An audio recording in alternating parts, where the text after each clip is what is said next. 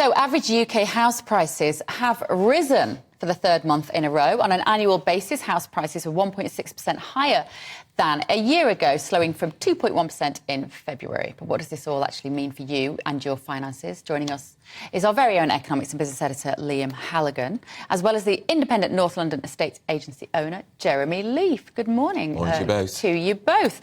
Liam, we keep waiting for this house market crash that everyone's talking about. It's not coming, I suppose. Well, that is good news.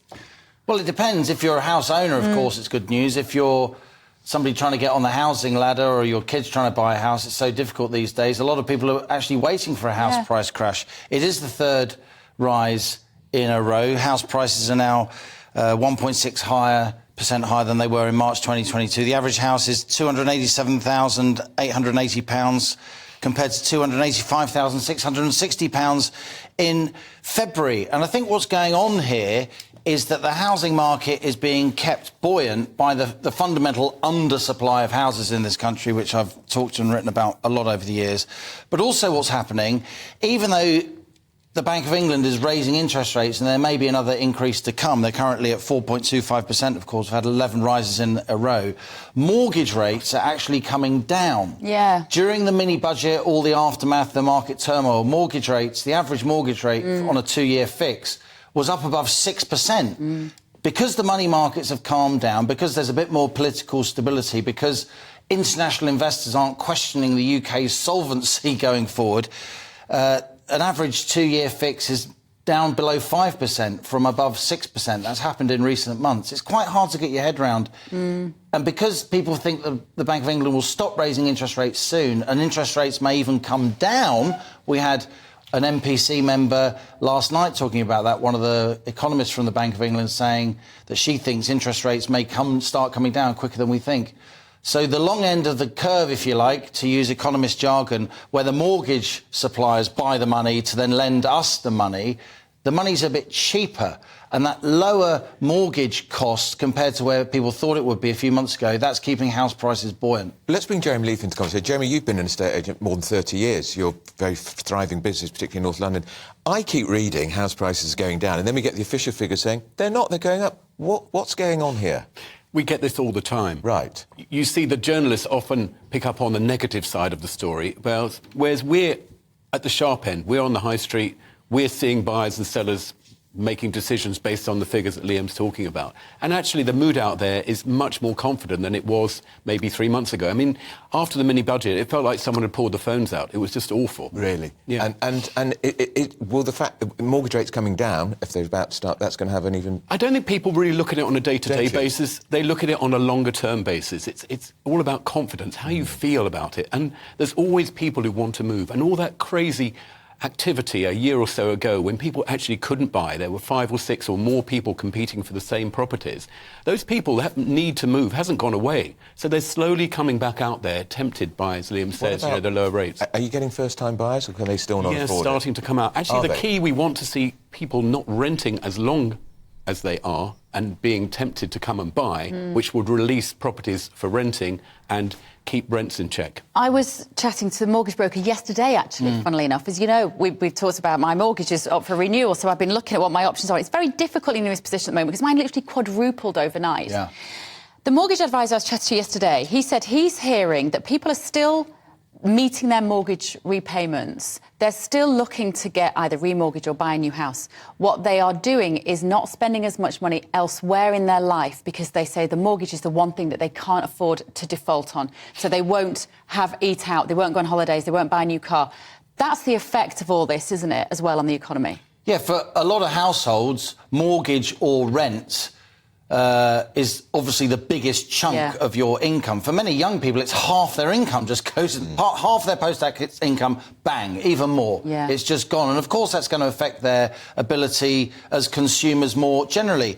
You know, here on GB News yesterday, I was saying, because there's at the moment, there's an emerging oversupply of cars globally. Lockdown happened, the supply chain issues happened, they're now being solved. There's like a surge of production in cars, and there's not enough demand to meet the number of cars that are being produced. So car prices are actually starting to come down now, new car prices. So if you want to buy a car, hold your horses, because I think there's going to be a lot of price competition. if you want to buy a house, I would say, obviously we've got Jeremy in the room, I'd take my life in my hands, but I would say don't hang around waiting for a house price crash, because I just don't think it's going to happen. And a lot of young people will berate me for saying that, but I just think that's the fundamental reality, because there's such a structural undersupply of homes in this country to either rent or buy. Well, that's music to your ears as an estate agent. Go out and buy, says Liam. But the key Halligan. to it, actually, what Liam has said and what you touched on before there, Andrew, is first-time buyers. The first-time buyers are the lifeblood of the market. We want them to buy at the bottom or lower levels and trade up, not the investors at the lower level. And that's so much more healthy for the market. I was 19 when I bought my first house. It cost £17,000. You wouldn't get a garage for that now. It's a night out for you these days. You say the nicest thing. Tuesday. Took if you're paying. But these days, what average age is a first-time buyer, Jeremy?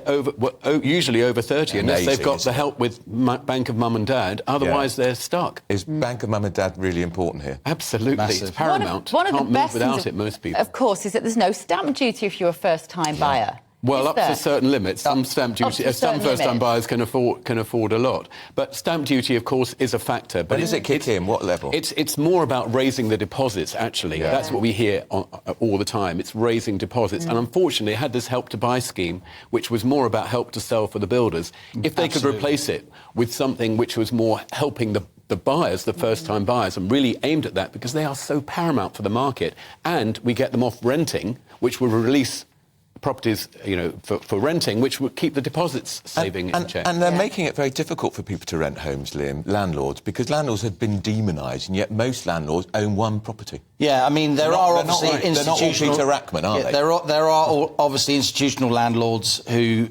really screw their tenants to the floor. But as you say, a lot of homes are rented out by accidental landlords. Couples who have done OK, they've kept a house, moved out of the house, but kept it to rent. They own one, at most two properties. And I do think the government's making it very difficult for landlords. Even good landlords are getting penalised, because there are some nasty landlords out there, and tenants are getting really aggressive about trying to sue landlords, certainly in the London market. I just wanted to touch on Bank of Mum and Dad. In my book, Home Truths, I unearthed... That's a good plug, Liam. I unearthed... You've got to take your chances when you get them.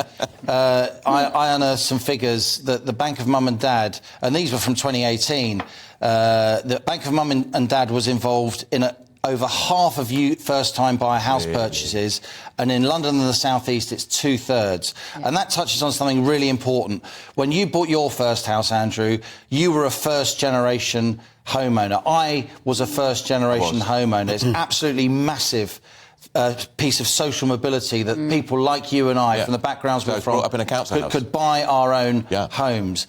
The housing market back then was a source of social mobility and progress. The housing market now is a form of social divisiveness and rancour, because so many people cannot get on the housing ladder, so they're going to spend their whole lives paying rent, and they're going to have to be paying rent, or the state's going to have to be paying rent when they're pensioners. This is an absolute disaster, the fact that home ownership is falling so sharply in this country, and whichever political party solves this will win a general election and will deserve to. But I almost wonder whether the youngsters don't care.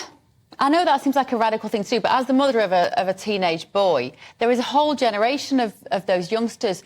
They just presume they're going to rent forever. They almost don't want the responsibility, like a European mindset, more of a kind of rental Yeah, we culture. do hear that, because, of course, a lot of people from Europe are living and working here. But our mindset and what we are hearing is that people who are renting would rather pay their mortgage than the landlord's mortgage. So that's what they want to do. Absolutely. So they want to do it, and that is the way to do it, is to help the first-time buyers, get the people off renting, release the properties renting. That's not the only solution. We've got a massive housing crisis in this country, but that would be a start. Yeah, I agree. Are you seeing much, either of you, about this idea? It's particularly happening in America, where big banks are buying up whole swathes of houses. Absolutely. Because there will be a rental culture. 20, 30, you own nothing, you'll be happy. There are more and more institutional landlords, and they're further and further away from the actual tenants. That's why tenants are getting more and more aggressive about in their relationship with their landlords, because their landlords are some kind of offshore corporation. It's happening here in the UK, not just in London, in Manchester and the North East too. It's definitely happening in Dublin, where I have lots of family. The housing market in Dublin is even tighter than it is here. The lack of accommodation for young people is even worse than it is here, and a lot of institutions are buying up that property because financial markets are so unstable. If they put their money into long-term bonds, the return is less than the rate of inflation. So they want to put money in bricks because they know people have to live somewhere. Bricks and mortar. Remember Margaret Thatcher's property owning democracy, Jeremy? Those were the days, weren't they? Well, it was good for the market, but actually responsible agents don't like to see boom and bust. We like to see people coming in and out of the market freely and transactions happening. That's much better. And actually we're approaching that type of market now with supply and demand much more balanced.